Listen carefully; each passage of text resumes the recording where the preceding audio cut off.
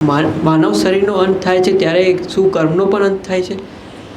સ્વામી, તમે હમણાં જેમ કીધું કે કર્મ આપણા હાથમાં છે, ભગવાને માનવ શરીરમાં ચોઈસ દીધી છે કે તમે કરો, અને પછી એના પ્રમાણે એ ડિસિઝન આપશે કે તમે કેવું કર્યું છે ને આગળના જે તમારું જીવન છે એમાં એમનું ડિસિઝન આપશે. એટલે કર્મ તમારે ભલે તમારું શરીર મુક્ત થઈ જાય પણ કર્મ તમારા ભેગા જ ચાલે છે. આપણે જ્યારે ધામમાં જઈએ બરાબર. ત્યારે કર્મ આપણે ભેગા આવે છે, અને જ્યારે અન્ય જગ્યાએ જ્યારે જન્મ મળે છે ત્યારે તેનો કર્મ ભોગવવો પડે છે. પણ આપણે હરિભક્તની દ્રષ્ટિએ જોઈએ તો મહારાજને જ્યારે આપણે આશ્રિત થઈએ ત્યારે કાળ કર્મ માયાથી આપણે મહારાજની ઈચ્છા પ્રમાણે બધું થતું હોય છે. એટલે આપણે કર્મ લેવા દેવા રહેતું નથી, અને આપણને ભગવાનના ધામની પ્રાપ્તિ થાય છે. એટલે કર્મ સાથે આપણે જ્યારે ઓફ થઈ જાય ત્યારે પછી કંઈ રિલેટ રહેતું નથી. માય ફ્રેન્ડ્સ, પહેલાં સમજી લઈએ કે કર્મ શું છે. હું બહુ સ્પિરિચ્યુઅલી કહેવા નથી જતો. કર્મ શું છે? આ મારો હાથ હેલો એ કર્મ છે, રાઈટ. હું બોલું છું એ કર્મ છે, હું જોઉં છું એ કર્મ, દેટ ઇઝ કર્મ, રાઈટ. જે આપણી પાસે 10 સાધન છે, 10 સાધનથી આપણે કર્મ કરીએ છીએ. 5 જ્ઞાનેન્દ્રિયો શાસ્ત્રની રીતે ને 5 કર્મેન્દ્રિયો. આંખ, નાક, કાન, આ બધી જ્ઞાનેન્દ્રિયો છે. હાથ, પગ વગેરે બધી કર્મેન્દ્રિયો છે. તો એ બધા જ કર્મ કોની સાથે જોડાયેલા છે? ફિઝિકલ બોડી સાથે જોડાયેલા છે. પણ યાદ રાખજો, ફિઝિકલ બોડી જ્યારે ખતમ થાય ત્યારે ફિઝિકલ કર્મ રહેતા નથી. એ તો સીધી વાત થઈ. પછી નથી જોવાતું, બાપો ગુજરી ગયો અને આંખો આમ પોળી થઈ ગઈ, પણ દેખતો હોય કાંઈ, સાંભળતો હોય કાંઈ, કર્મો બંધ થઈ ગયા. કર્મ બંધ થયા પણ જે મેમરી છે, મેમરી તમને સમજાય એટલે કહું છું, પણ એને સંસ્કાર કહેવાય. જેના સંસ્કાર છે, મેં જોયું, જોવાનું પૂરું થઈ ગયું. પછી જેમ તમારા સોફ્ટવેરમાં બધા કોડ અંકિત થાય, તમે જે કંઈ ટાઈપ કરો છો એ 1 0 ફેરવાય છે, અને એમાંથી બધું અંદર સ્ટોરેજ થતું હોય છે, રાઈટ. એ જ રીતે આ ફિઝિકલ બોડી ઉપરાંત ભગવાને આપણને શટલ બોડી આપ્યું છે. એનું નામ અંતઃકરણ છે. શું નામ છે? અંતઃકરણ. એના 4 છે: મન, બુદ્ધિ, ચિત્ત, અહંકાર. છતાં આપણે માનીએ કે એક ચિત્ત છે, કે મન એક છે. તો હું જે જોઉં છું એનો અંદર સંસ્કાર પડે છે. Just like holographic photography.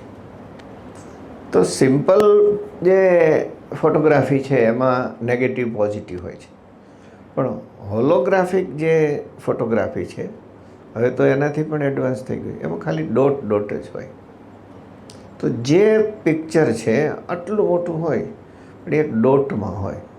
તમે એની જે નેગેટિવ્સ છે એને નેગેટિવ હોય જ નહીં, એ પાછું પોઝિટિવ હોય. તમે એને ગમે એટલી ડિસ્ટ્રોય કરો તો પણ એક બુંદમાંથી, એક ડોટમાંથી you can get the whole pictures. એ જ રીતે આપણા ચિત્તમાં સંસ્કાર પડી જાય છે. એ સંસ્કાર 2 પ્રકારના હોય છે, સારા અને નરસા. તો જ્યારે મૃત્યુ થાય છે ત્યારે ફિઝિકલ કર્મ કોઈ રહેતા નથી, બોલવાનું ચાલો, પણ એના જે સંસ્કારો છે it's always there, those remains in ચિત્તા. અને ચિત્ત એ આપણા કોન્શિયસ સાથે કોન્સ્ટન્ટ જોડાયેલું છે. એટલે જ્યારે શરીરમાંથી આત્મા બહાર નીકળે છે ત્યારે એનું અંતઃકરણ, એનું સૂક્ષ્મ શરીર પણ એની સાથે જ નીકળે છે. એટલે જે સંસ્કારો છે એ એની સાથે હોય છે. Now the law of God is applied.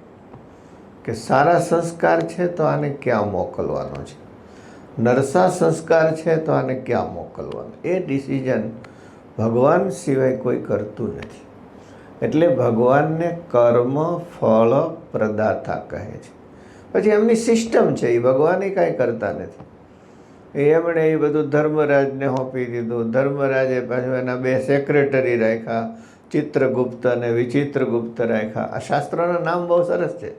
Chitragupta અને વિચિત્રગુપ્ત શું છે કે જેના સિક્રેટ કોડ કોઈ પહેલાં ન, એની ફાયરવોલ એટલી જોરદાર છે કે એમાં હાલો કોઈ ઘૂસ જ નથી મારી શકતો. તો જે મેમરી છે અથવા સંસ્કાર છે એને આધારે જીવની ગતિ થતી હોય છે. હમણાં મુક્તિ દશાની વાત કોણે કીધી? ધામમાં જવાની વાત. શું નામ કીધું? દિમેશ. એ દ હ કે ન, દઈ નહીં, હ નહીં, ન. રોજ મળે છે પણ મને નામ યાદ છે.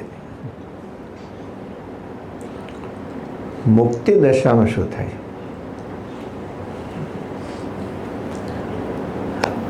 તમને સમજાવવા માટે એક એક્ઝામ્પલ આપું કે જ્યારે સેટેલાઇટ જાય ત્યારે એના સાઈડના બૂસ્ટર રોકેટ હોય, એ બૂસ્ટર્સ જે છે, રોકેટ્સ જે છે, ધીમે ધીમે ખરતા જાય, રાઈટ? અમુક અમુક સમયે પછી ખાલી સેટેલાઇટ જ હોય કે જે આગલું જે છે એ હોય. જ્યારે મુક્તિ થાય છે ત્યારે જે કર્મની ચીપ છે એ ટોટલી કોન્શિયસથી અલગ થઈ જાય છે, એ રહેતી નથી. એ કોણ છોડાવે છે? ભગવાન છોડાવે છે. એ એના જ હાથમાં છે. કારણ કે એણે ભક્તિ કરી છે, મારો આશ્રય કર્યો છે, તો એને કર્મના બંધનથી છોડાવો.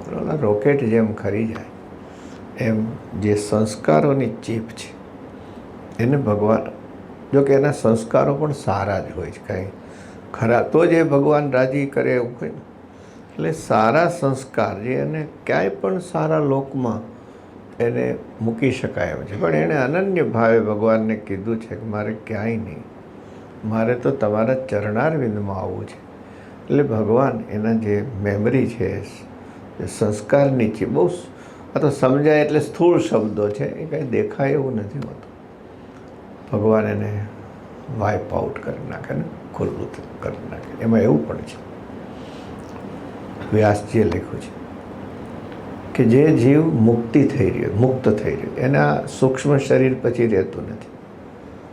તમને ખબર છે પ્રોટોન સાથે જે સબ પાર્ટિકલ્સ હોય એ બધા કોઈ ગ્લુઓન નામનો અદૃશ્ય પદાર્થ છે એનાથી જોડાયેલા હોય.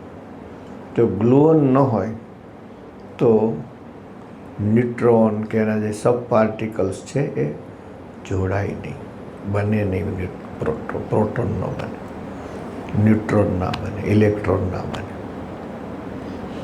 એમ કોઈ એવી કોઈક તત્વ છે કે જે પેલી ચિત્તરૂપી ચીપને કોન્શિયસ સાથે જોડે છે, જસ્ટ લાઈક ગ્લુઓન. ભગવાન કૃપા દ્રષ્ટિ કરીને ગ્લુઓનને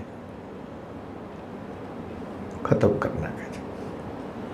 અને એમાં there is beautifully said in our શાસ્ત્રાસ કે જો તમે કોઈ સારું કામ કરતા હોય, કોઈ ભગવાનની ભક્તિ કરતા હોય, ઇફ યુ પ્રેઝ હિમ, તો એની પાસે જે સારા સંસ્કારોનો સ્ટોરેજ છે એ તમને મળે અને તમારા માટે એ બૂસ્ટર બની જાય. સમજાય છે? પણ જો તમે સારું કામ કરતા હોય એની નિંદા કરો તો જે ખરાબ સ્ટોરેજ છે એ એને પ્રાપ્ત થાય, એટલે એને વધારે ને વધારે અધઃ નીચે લઈ જાય. અને જો આપણે સારું કાર્ય જોઈને એના વખાણ કરવા, એટલે હૃદયથી એનો ગુણ લઈએ કે આ કેવો સરસ જીવન જીવે છે, ભક્તિ કરે છે, સજ્જનતા છે, તો પેલો મુક્ત થાય ત્યારે એના જે સારા સંસ્કારો છે એ આપણને પ્રાપ્ત, એટલે આપણી એનર્જી, આપણી ભાષામાં કહું તો સારે માર્ગે ચાલવામાં જે આપણી એનર્જી છે એ મલ્ટીપ્લાય થઈ જાય. એટલે હંમેશા કીધું ભક્તનો ગુણ લેવો, ભક્તનો ક્યારે અવગુણ ના લેવો. અને આપણે જો કોઈને કહીએ તો આવો છે નહીં, તો આવો છે ને, તો ઓલા જે ખરાબ સંસ્કારો છે ને એ આપણને પ્રાપ્ત થાય અને આમ રિવર્સમાં મલ્ટીપ્લાય થાય. એટલે હંમેશા નેગેટિવ નહીં થવાનું ક્યારે, હંમેશા પોઝિટિવ વિચાર કોઈના માટે. તો મુક્તિ દશામાં તો એ બધું છૂટી જાય છે, પણ તકલીફ એ થાય છે કે વિધાઉટ બોડી કોન્શિયસ ક્યારે રહી શકતું નથી. દેટ્સ ધ લો ઓફ શાસ્ત્રાસ. તો આ ફિઝિકલ યા શટલ બોડી છૂટી જાય છે એટ એ ટાઈમ એને તો ડિવાઇન બોડી ભગવાન આપે છે કે જેનાથી એ ત્યાં ભગવાનના ધામમાં રહી શકે. અને યુ કેન અન્ડરસ્ટેન્ડ કે without oxygen you could not live on the other planets. તો યુ નીડ ઓક્સિજન. અથવા તો આપણું બોડી એવું થઈ જાય કે આપણને ઓક્સિજન ટેન્કની જરૂર ન પડે તો આપણે ત્યાં જીવી શકીએ. સેમ વસ્તુ ભગવાનના ધામની છે કે ત્યાં આપણને ભગવાન એટ એ ટાઈમ બીજું શરીર આપે છે અને ધામમાં ભગવાન એવર લાસ્ટિંગ પ્લેચર. આ આપણા શાસ્ત્રોનું વર્ણન. તો પ્રશ્ન બહુ સરસ કર્યો તમે. મૃત્યુ પછીની ગતિ એ ખરેખર નિરૂપણ કરવી બહુ કઠણ હોય. હમણાં અમારે ડિસ્કશન ચાલે છે સાયન્ટિસ્ટો સાથે કે બાળક જ્યારે માના ગર્ભમાં હોય છે ત્યારે એના બ્રેઇનમાં મેમરી હોય છે કે નથી હોતી. આ ઇસ્યુ ઉપર સારા સાયન્ટિસ્ટો સાથે હજી એ લોકો સંશોધન કરી રહ્યા છે. આપણા શાસ્ત્રો કહે છે કે ન્યુરોસેલ્સ વિધાઉટ મેમરી હોતા નથી. આપણે જે કંઈ પૂર્વે કર્યું છે એની મેમરી આપણા ન્યુરોસેલ્સમાં અવશ્ય હોય છે. એટલે તો આપણે કહીએ છીએ ને કે અભિમન્યુ હાથ કોઠાની વિદ્યા ભણીને આવ્યો છે. હા, એની મેમરીમાં પડ્યું છે. ફરીથી મુંબઈનો પ્રસંગ યાદ કરો કે અમારી કથા હાલતી ને શોભાયાત્રા તેમાં 2-3 વાંદરા એવા ડિસ્કો કરે, એવા ડિસ્કો. પછી પાછા દર્શને આવ્યા એટલે અમે પૂછ્યું એટલે આટલો મસ્ત ડિસ્કો તને આવડો ક્યાંથી? તો કે આવડવાનું ન હોય, હું તો માના પેટમાંથી શીખીને આવ્યો. તારું ભલું થાય. એટલું પ્રૂવ થયું છે કે માને જે સ્વપ્ન આવે છે એ ઉદરમાં રહેલા બાળકને પણ આવે છે. આ પ્રૂવ થઈ ગયું છે. પણ પ્રીવિયસ લાઈફની મેમરી હજી સુધી પ્રૂવ થઈ નથી. We are trying to prove that because we believe in પુનર્જન્મ. એટલે આપણે તો આખી એક સિરીઝ માનીએ છીએ. આપણા ભજનોય કેવા સરસ હોય. પહેલાં યુગમાં રાણી તું હતી પોપટી ને અમે હતા પોપટ ને બધું આવે છે ને બધું કેટલું. તોય નો આપ્યો અમને સાથ રાણી પિંગલા. કેટલાય જન્મની કથાઓની વાર્તાઓ આપણા સાહિત્યમાં પ્રસિદ્ધ છે. એ ખોટી નથી, પણ આપણે એને સાયન્ટિફિક બેઝ દેવાનો પ્રયાસ કરી રહ્યા છીએ. એટલે મેમરી છે.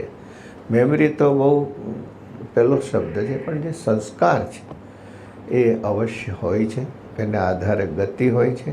એ ખતમ થઈ જાય. યોગનું લક્ષ્ય પણ એ છે કે સંસ્કારોને ખતમ કરવા. જેમ આંબલીઓ શેકાય પછી ઉગતો નથી, એમાં આપણી ચિત્તની અંદર જે સંસ્કાર છે એ સમહાવ ધ્યાનથી, યોગથી, જ્ઞાનથી એ જે મેજિક સ્લેટને ઊંચી કરો ને કેમ બધા અક્ષરો ભૂંસાઈ જાય, હવે ભૂંસાઈ જાય. That is the ultimate state of conscious. બહુ મજા આવી. પ્રશ્નો સરસ થઈ રહ્યા છે. ફરીથી પ્રશ્નોને